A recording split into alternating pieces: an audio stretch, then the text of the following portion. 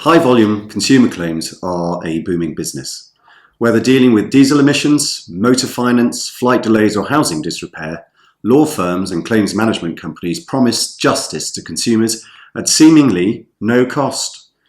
Individual claims are usually modest, a few hundred to a few £1,000s, but when tens of thousands of clients are onboarded, the value of the litigation can easily soar into the millions of pounds and beyond. No win, no fee, firms will say, but are things really all that simple? The Solicitors Regulation Authority doesn't think so. Concerns about the high-volume consumer claims market led the SRA to conduct a thematic review, which was published in August of this year. The review aimed to identify where consumers were being exposed to potential risks that could erode trust and confidence in the solicitor's profession, contrary to the SRA principles. Its results make for interesting reading. In this Gough Square Live, Jack Brady and I will consider the SRA's concerns for consumers, issues relating to the advertising of compensation claims to consumers, and whether the term no win, no fee is fair and accurate or ought to be banned. For firms pursuing high-volume consumer claims, is it about winning or billing? We will start by giving some context before turning to the SRA's review itself. Then we will look to a recent ruling of the Advertising Standards Authority before considering whether the term no win, no fee might become a thing of the past. Finally, we will look towards the potential consequences of increased regulatory scrutiny on high-volume claims firms, the consumers that might be in the market for their services, and the defendant firms on the other side of the claims they bring. Jack is now going to deal with some context. Some firms specialise in representing large numbers of consumers who are each bringing a claim against the same organisation or about the same legal issue, a particular missold financial product such as PPI, for example. By way of background, in May 2024, the SRA published guidance aimed at these firms to encourage their compliance with the SRA principles, the Code of Conduct for solicitors, and the Code of Conduct for firms.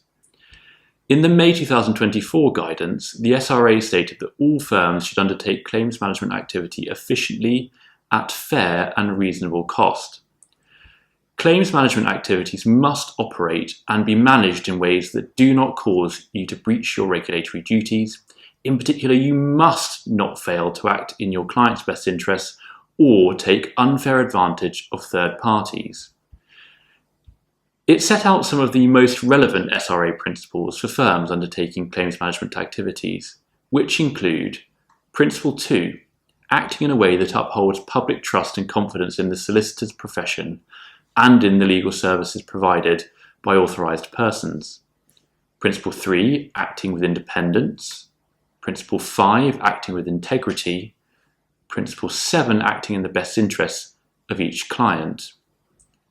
It also referred to firms involved in high-volume consumer claims and referred those firms to certain requirements in the SRA's codes of conduct, which include not seeking to influence the substance of evidence, only acting for clients on instructions from the client or from someone properly authorised to provide instructions on their behalf, considering and taking into account your client's attributes, needs, and circumstances, ensuring that clients receive the best possible information about how their matter will be priced and about the likely overall cost of the matter and any costs incurred, and ensuring that any publicity in relation to your practice is accurate and not misleading, including that relating to your charges.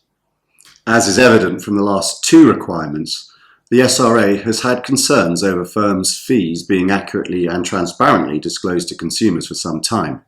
That is true also of no win, no fee representation, in respect of which the May 2024 guidance states that firms should clearly explain the ways in which their charging arrangements operate and then keep clients informed during their claim. Ensure that charges are fair and reasonable when agreeing them. Explain before entering into any agreement other potential options clients have to progress their claims, and discuss the risks of after-the-event insurance and the terms of any after-the-event insurance policy in place. But why the need for the SRA's guidance and its review? Well, the answer may well lie in the prominent collapse of two firms involved in high-volume consumer claims, SSB Law and Pure Legal Limited, both of which have been subject to SRA investigation. In the first example, consumers entered into no-win, no-fee agreements with SSB Law to progress claims over cavity wall insulation. When SSB Law went into administration in January 2024, many consumers were issued with demands to pay defence legal costs, in some cases up to £40,000 when their claims faltered.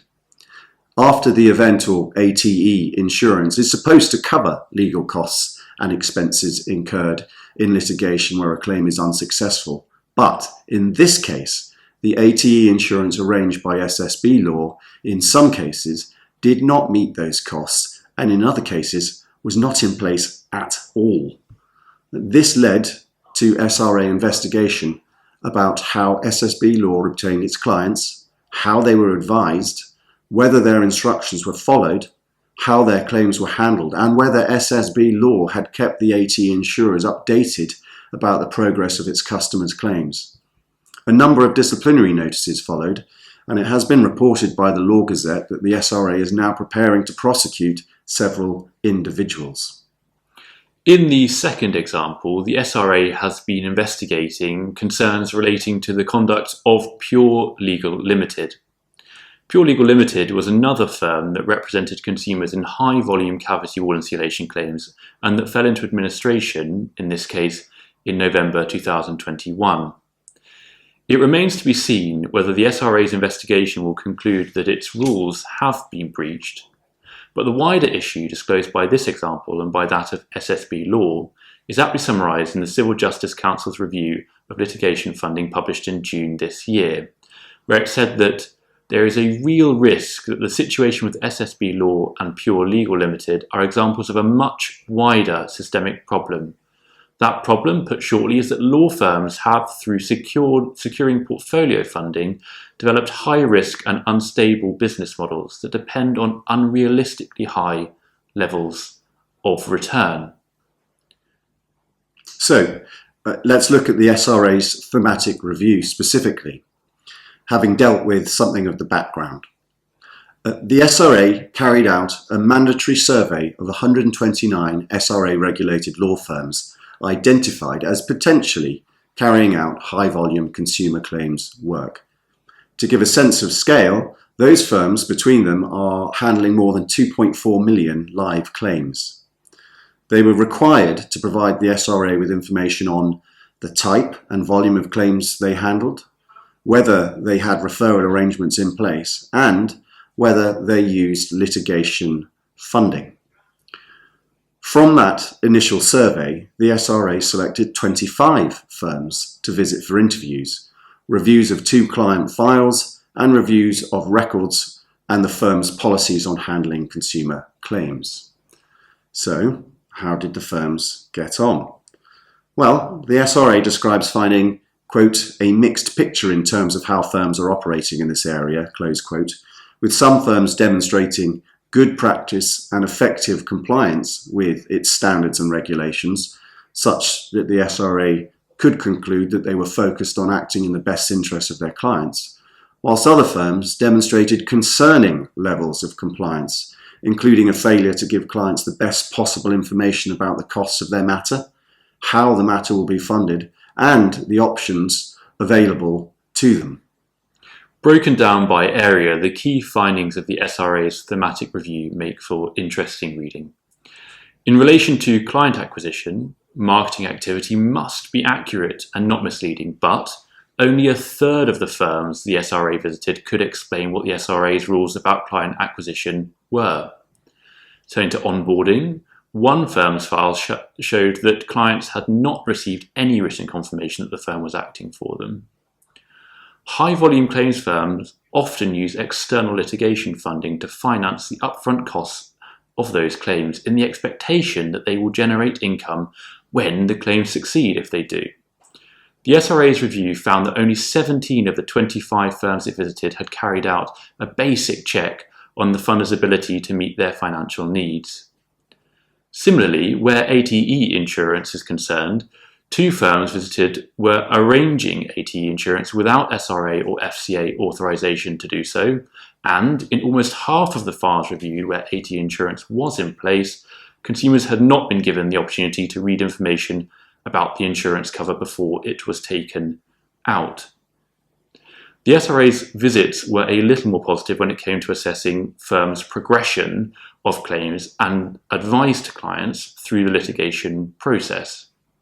Finally, however, in relation to client care and cost information, many of the firms interviewed failed to meet the SRA's expectations that clients are told that the work to be undertaken, details of who will be conducting that work, likely timescales, and complaint procedures. In fact, only 11 of 25 interviewed firms had client files that showed the full range of client care information the SRA would expect, and some firms failed to tell consumers that alternative, cost-free options were open to them, despite the requirement for a firm to inform them about funding options. Cameron's going to turn now to the ASA. Well, in response, the SRA has written to firms in the sector to share its concerns and opened formal investigations into 9 of the 25 firms that it visited. From Jack's summary of the SRA's review, an overriding theme can, however, be identified: concern that consumers are not being given complete, accurate and/or transparent information when bringing a claim using some firms. This concern is shared by another regulator, the Advertising Standards Agency, or the ASA. The ASA's role is to ensure adverts across UK media adhere to the rules contained in the advertising codes. There are different codes for non-broadcast and broadcast media, but both codes prohibit misleading advertising by Rule 3.1, which states that marketing communications or advertisements must not materially mislead or be likely to do so. If the ASA considers that this or any other rule on the applicable advertising code has been broken, it can make a ruling that requires the advert to be withdrawn or amended. In deciding whether a marketing communication is misleading, aggressive, or unfair to consumers, the ASA will have regard to Part 4 of the Digital Markets Competition and Consumers Act 2024, which will be familiar to many. And if not, there are, of course, plenty of Gough Square Live talks on the DMCCA. Did you do one of them? I did one, yes. Did you? Yeah. For present purposes, 3 ASA rulings are of particular interest. On the 24th of September, the ASA ruled on adverts placed by the Johnson Law Group, Jones White Law Limited and KP Law Limited. They are all worth reading, but we'll take the Jones White example as an illustration of the ASA concern.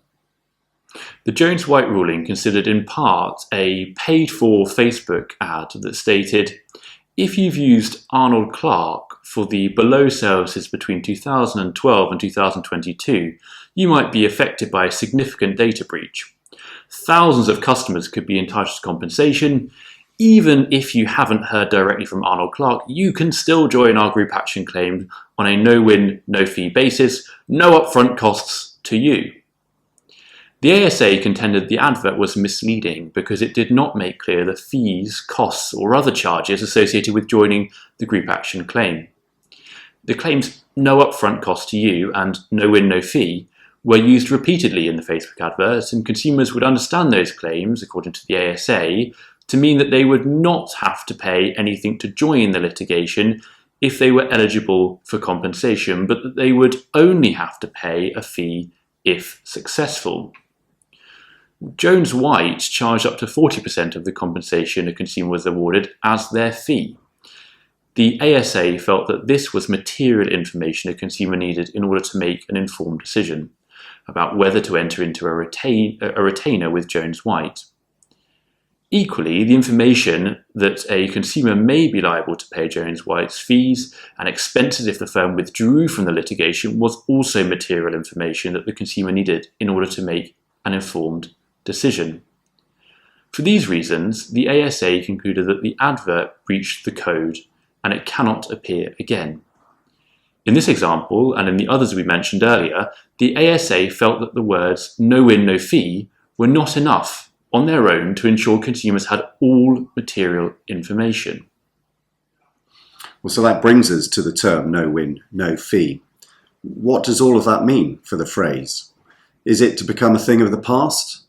The SRA has announced it will be giving a further warning notice on the term in the coming weeks that will address its concerns that the no win, no fee label doesn't give consumers an accurate view of what could be involved when pursuing a claim. Additionally, the SRA is consulting on how the high volume consumer claims market can work better for consumers. If you want to get involved, the deadline for submissions is the 14th of November, I believe. That's right. Two of the questions being asked are whether the SRA should seek to restrict, prevent, or caveat the use of the term no win, no fee, and whether that marketing term should be banned across the board. So, what are the potential consequences of this being misleadingly used? It's safe to say that banning the use of the term no win, no fee would be a step with considerable consequences for claims firms who are in many cases so heavily reliant on signing very many consumers up to their retainers in order for their business model to be profitable. Those firms would be pushed to expend more resource into more fully and accurately outlining the potential costs associated with those retainers to consumers who would benefit from that information when deciding how to proceed with a potential claim. Perhaps of more concern to firms active with high volume claims is the growing potential for regulatory action to be taken in respect of breaches of the SRA principles and code of conduct, and or provisions of the DMCCA, and of course for the reputational damage that attaches to any regulatory sanctions imposed upon them. It was announced only yesterday that the Financial Conduct Authority, SRA, Information Commissioner's Office and Advertising Standards Agency are joining together to tackle misleading advertising and inadequate information provided by some claims management companies and law firms working on motor finance claims. Using powers under the Consumer Rights Act 2015 and the DMCCA, the FCA has for the first time required 9 firms to provide information about their exit fees. Claimant firms will need to be in a position to withstand regulatory scrutiny of the way in which their consumer clients are acquired, any ATE insurance arrangements they have in place, their onboarding processes, the information and care they give to consumers, the manner in which they progress claims, and the advice that is given to their clients. For defendants to volume consumer litigation, the tightening grip of regulators on claimant firms in this area will certainly be welcomed. Defendant firms will wish to consider their litigation strategy accordingly, and in appropriate cases, that may mean challenging the enforceability of retainers, seeking adverse cost orders, and highlighting practices such as using template witness statements. One such example is the novel attempt to push back at mass financial mis-selling litigation in Vanquis Bank Limited and TMS Legal Limited. Vanquis Bank contends that TMS Legal committed the economic tort of causing loss by unlawful means by, contrary to various contractual and fiduciary duties, bringing unmeritorious allegations that Vanquis Bank provided unaffordable credit to its clients in breach of regulatory obligations.